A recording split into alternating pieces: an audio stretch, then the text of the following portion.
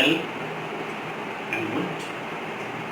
Yesterday I taught you the eyes habit, the half portion of the story.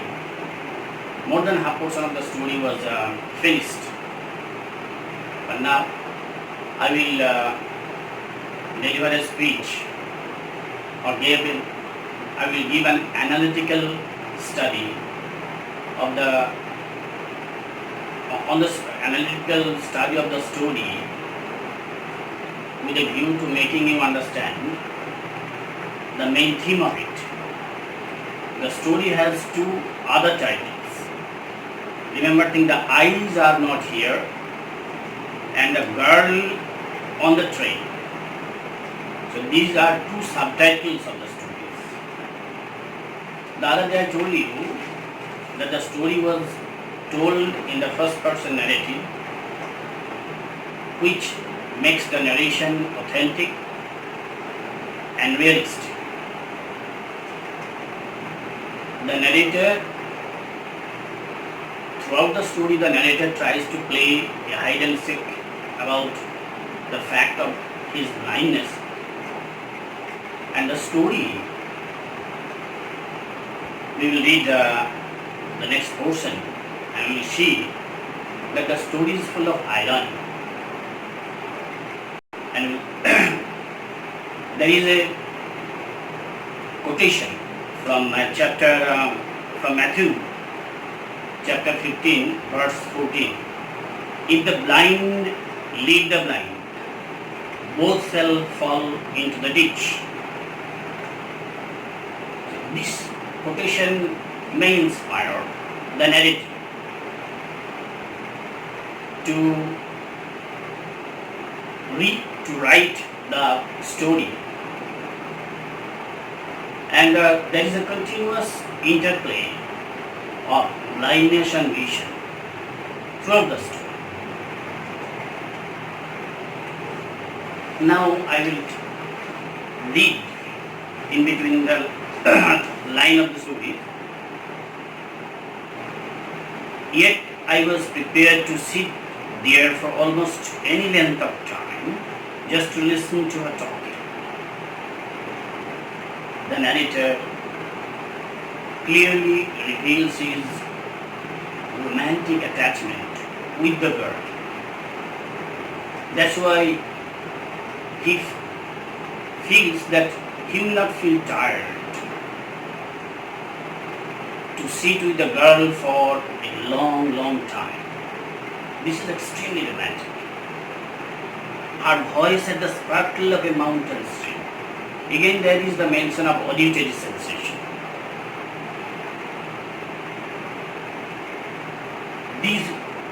The next portion will only reveal or highlight the narrator's obsession with the sound of the girl, the voice of the girl. Her voice had the sparkle of a mountain stream. As soon as she left the train, she'd forget our brief encounter. This brings out the sorrow of the narrator for the forthcoming detachment with the girl, because the girl will soon got off the train at Saharan. You all know, the other day I told you. But it would stay with me for the rest of the journey and for some time after. This lingering sensation again highlights the romantic mind of the narrator. He will not forget the encounter, which may be brief, but it leaves a permanent impression on the mind of the narrator. This is it. He is actually obsessed with the encounter, and the engine's whistle shrieked. The carriage wheels changed their sound and rhythm. The girl got up and began to collect her things. Again there are sounds of the engine, the whistle, and with these sounds,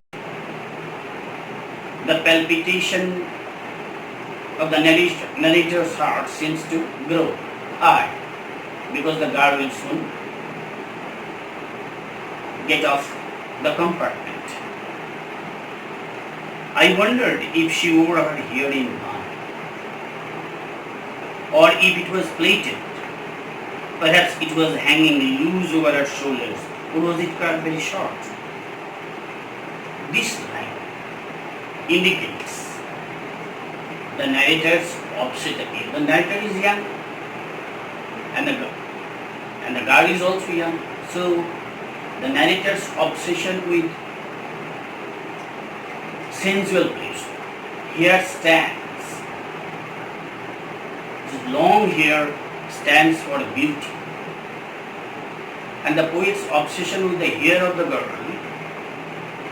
highlights or reveals a kind of sensuality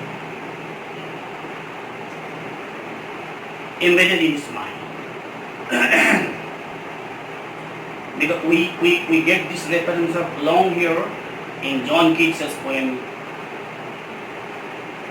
La Belle Dame Sans Merci. And there in this poem, the Keats associates the image of the hair with some sexual suggestions. The train drew slowly into the station. Outside there was the shouting of the porters and vendors. Again, the sound images. Shouting of porters and vendors. The narrator is blind, but he is very sensitive to the sound outside. And a high-pitched female voice near the carriage door. The voice must be belonging to the girl's sound. The high-pitched voice, you know the word that answer formidable creatures. This high-pitched voice seems to resonate the formidable nature of the aunt by the girl's. This farewell address is shocking to the narrator. She was standing very close to me, so close that the perfume from her hair was tantalizing. Again, the obsession with the hair does not end. The perfume from the hair is so seducing, so seductive, that the narrator seems to touch her hair, to feel a tactile sensation, because he is deprived of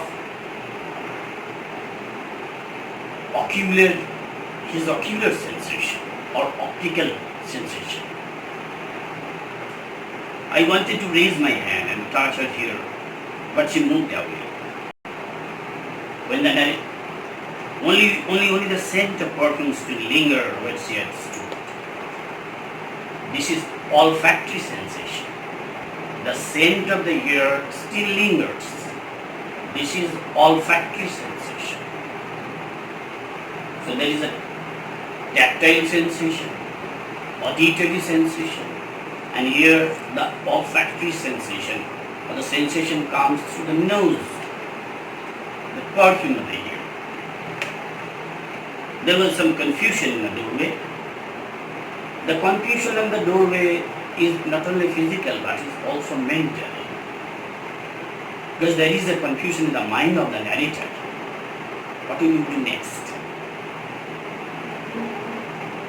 A man getting into the compartment stammered and apologized. Now a man is a stranger, maybe an everyman, because he will disclose one of the shocking facts for which the narrator was not prepared. Then the door banged and the world was shut out again. The world was shut out, as if the girl was herself the world of the narrator. So when the girl got up the compartment, the whole world seems to shut up or shut up. I returned to my berth. The guard blew his whistle and we moved off. Once again I had a game to play and a new fellow trouble. Now the hide and seek, the game which he has been playing with the girl, now he is going to play with the stranger or the new man coming into the compartment. The train gathered speed, the wheels took up their song, the carriage groaned and shook. Again the auditory sensations are evident. I found the window and sat in front of it, staring into the daylight that was darkness for me. This is very shocking. The daylight appears to, daylight looks darkness because he is totally blind. So many things were happening outside the window. It could be a fascinating game, guessing game that went on out there, guessing game. He is now playing a guessing game. What is now happening outside? The man who had entered into the compartment broke into my reverie. When the narrator was absorbed in his guessing game, the man who entered into the compartment broke into his daydream. You must be disappointed, he said. I am not nearly as attractive a travelling companion as the one who just left. She is very clear cut. Because he is a male one instead of a female. She was an interesting girl, I said. Can you tell me, did she keep her hair long or short? The obsession with the hair still lingers in the mind of the narrator. So he asked the new traveler whether the girl keeps her hair long or short. I don't remember, he said, sounding puzzled. But it was her eyes I noticed, not her hair. The new traveler said that he was enchanted with the eyes of the girl. She had beautiful eyes, but they were of no use to her. She was completely blind. Didn't you notice? The last question and the penultimate line both are very shocking. Though she had two beautiful eyes, she couldn't see. She was totally blind. And the tag question, didn't you see? Or rather the question, didn't you see, is also a shocking one, because the man asked a question to one, or asked a question to someone who could not see, who was also a blind man. So throughout the story, there is a interplay of vision and blindness, from concealment to revelation, from darkness to enlightenment. As a short story, it is very complete. The plot is very simple. There are only few characters, only three characters. The dialogues, the exchange of dialogues between the narrator and the girl contribute to the dramatic development of the story. The plot is well lit, and the ending of the story, which is twisted and ironic, is reminiscent of O. Henry, who is fond of twisting the ending of his story. And you know very well, when you read the story Jimmy Valentine in class 11. So the ending is also very dramatic. So overall, the story is very interesting and enjoyable. I think you all enjoy the story.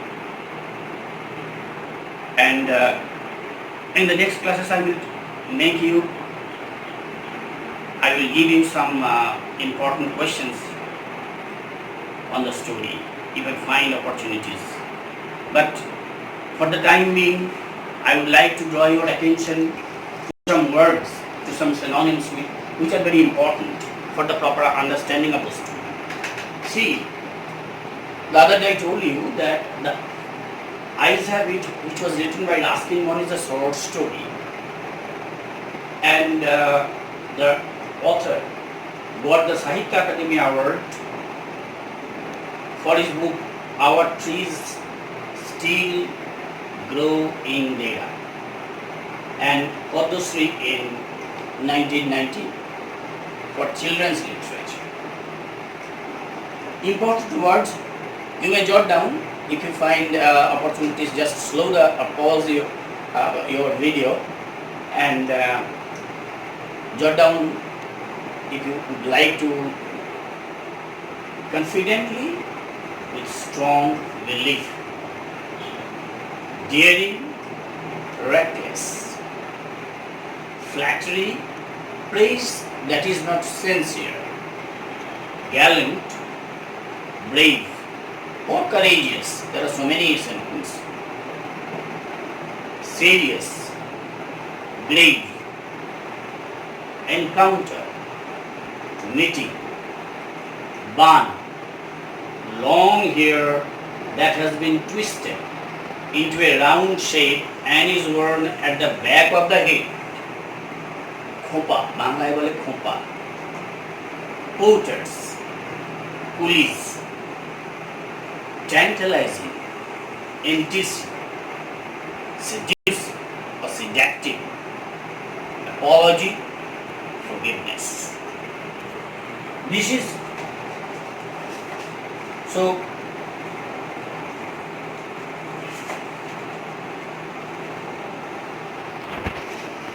Thank you very much for being with me and listening to me carefully.